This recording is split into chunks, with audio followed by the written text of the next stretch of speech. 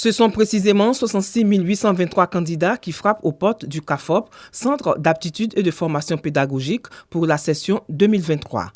Comme à l'accoutumée ce matin au lycée moderne d'Andokwa de Yopougon, les prétendants sont soumis au contrôle avant de rejoindre les salles de composition. Dans l'attente du début des épreuves, certains d'entre eux nous livrent leur motivation. C'est un rêve que je cherche à réaliser. Depuis toute petite, j'ai aimé ce métier. Donc, vraiment, je veux tenter ma chance cette année. Ce qui me plaît dans l'enseignement, c'est quand tu partages ton savoir, quand tu partages ta connaissance avec tes prochains, vraiment, il n'y a rien de tel. À 7h35, la ministre de l'Éducation nationale et de l'alphabétisation fait son entrée dans l'une des salles. Avant de donner le top départ des épreuves écrites, Mariatou Kone prodigue quelques conseils d'usage. Vous écrivez ce que vous savez, vous écrivez ce que vous avez appris. Ne comptez pas sur quelqu'un. Comptez sur vous-même et sur Dieu. Le président de la République est un homme qui pense à la jeunesse. 2023, année de la jeunesse. Et au nom de cela, initialement, depuis que le CAFOP existe, on prenait l'âge limite, c'était 36 ans. Cette année, nous sommes passés à 38 ans pour donner la chance à plus de jeunes. Donc, bonne chance à chacun. Les prétendants confrontent leurs connaissances en mathématiques, français et culture générale. L'éducation de qualité s'impose, pas donc de place pour la complaisance. L'excellence demeure l'unique critère qui prime dans la sélection. Nous recherchons la qualité, ce sont les meilleurs que nous prenons.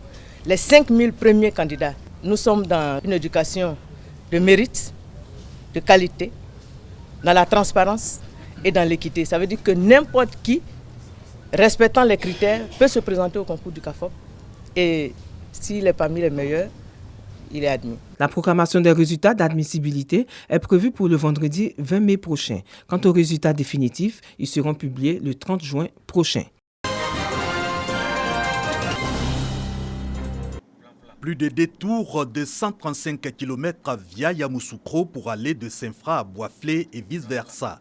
Les 45 km entre ces deux villes de la région de la Maraoué, désormais route neuve, donc praticable à souhait. Avant, si je n'ai rien fait, c'est 1h30 pour arriver où je vais en tout cas. Mais maintenant, 20 minutes, j'arrive en tout. Je remercie en tout cas le président Alassane Ouattara. Pour autant, la route Saint-Fra-Boisflé, réalisée à plus de 95%, reste quelques travaux secondaires. Sur tout le long de la route, actuellement, c'est les amorces qui restent, les entrées du village. Le projet a commencé depuis 2021 au mois de mai. Nous tendons vers la fin du projet. Il nous reste encore quelques détails à finaliser pour parfaire la finition du chantier. Possible de livrer l'infrastructure dans le délai de 24 mois pour compter du démarrage effectif des travaux en 2021. Assurance donnée au ministre de la Promotion de la bonne gouvernance et de la lutte contre la corruption sur le chantier pour encourager les travailleurs et mesurer de lui-même l'impact de la route Boisflé-Saint-Fra sur l'économie et les populations de sa région. C'était un véritable cauchemar pour les populations pour se déplacer, pour évacuer leur production agricole, évacuer des femmes enceintes. Et à certaines saisons, notamment les saisons pluvieuses, cette voie était quasiment impraticable.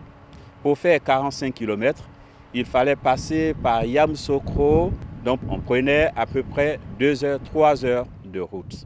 Aujourd'hui, ce cauchemar est loin, loin, loin derrière nous. Cette reconnaissance, d'autant que la route Boisflé-Saint-Fra s'inscrit dans le cadre du désenclavement voulu par le président Alassane Ouattara de la Maraoué. La route neuve Boisflé-Saint-Fra, c'est un investissement public de 35 milliards 500 millions de francs CFA. Elle porte à 300 km le linéaire bitumé du réseau routier de 2671 km pour la région de la Maraoué.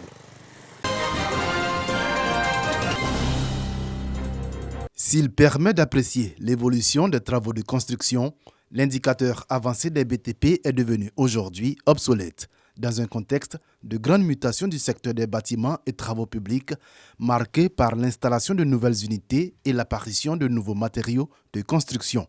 Pour l'Institut national de la statistique, INS, il est indispensable de rénover cet indice afin de mieux capter les mouvements observés dans ce secteur en Côte d'Ivoire. Cela fait pratiquement 16 ans que nous traînons un indicateur qui, aujourd'hui, ne nous donne pas les bonnes informations pour pouvoir mieux évaluer notre produit intérieur brut. Donc il est important pour nous de pouvoir passer à cette rénovation. Pour la réussite de la rénovation de cet indicateur, l'INS compte sur la contribution des entreprises productrices de matériaux de construction.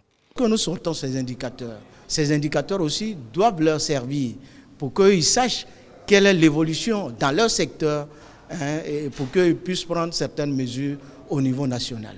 Les entreprises participant à cet atelier ont été sensibilisées sur l'importance et l'utilité de cet indicateur. Notons que la part des BTP dans le produit intérieur brut de la Côte d'Ivoire est passée de 4,5% en 2015 à 8,3% en 2021.